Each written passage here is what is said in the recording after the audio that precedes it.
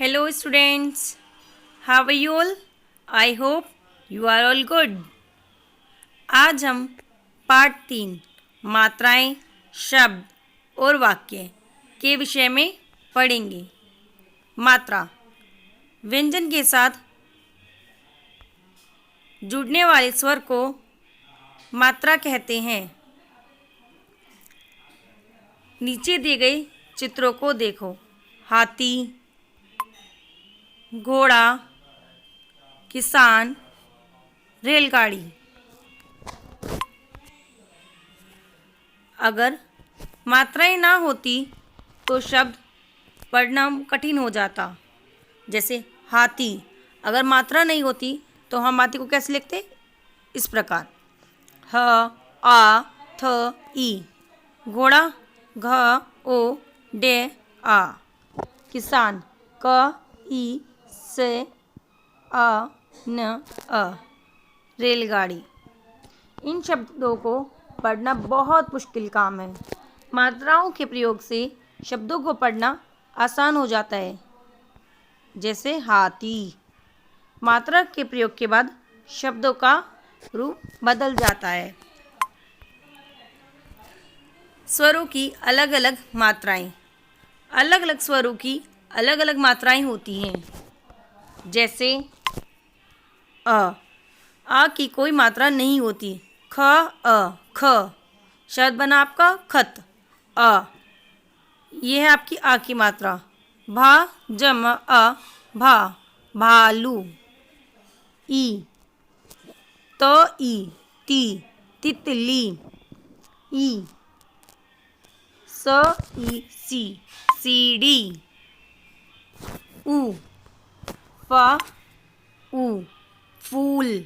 र व पे र की मतलब वृक्ष। ए अ से सेब। इसी प्रकार ऐ ब ऐल बैल। ओ त ओ तोता। औ ग ओ गौशाला। आ की मात्रा तो सभी व्यंजनों के साथ जुड़ी ही रहती है।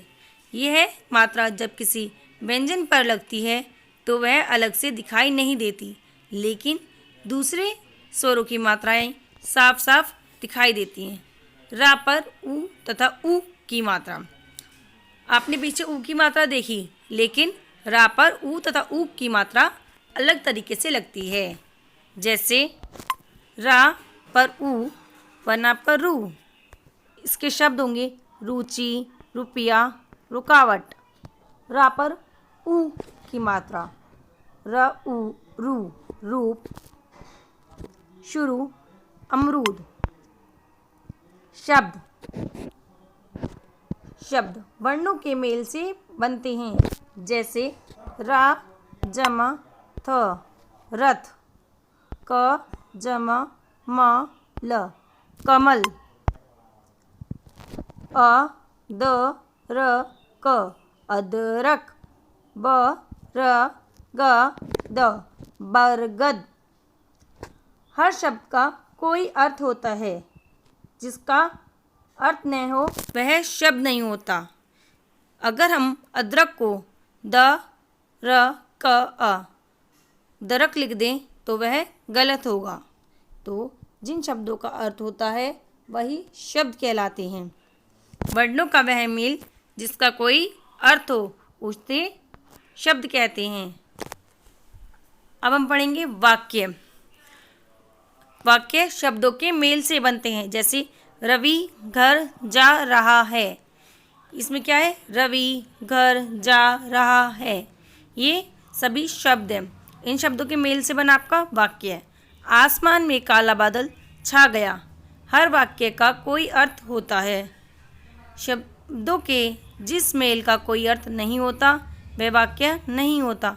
अगर हम कहें जा घर रवि है रहा, है तो शब्द, लेकिन इनका कोई अर्थ नहीं है तो वह वाक्य नहीं होगा। तो हम कह सकते हैं शब्दों का वह मेल जिसका कोई अर्थ हो उसे वाक्य कहते हैं।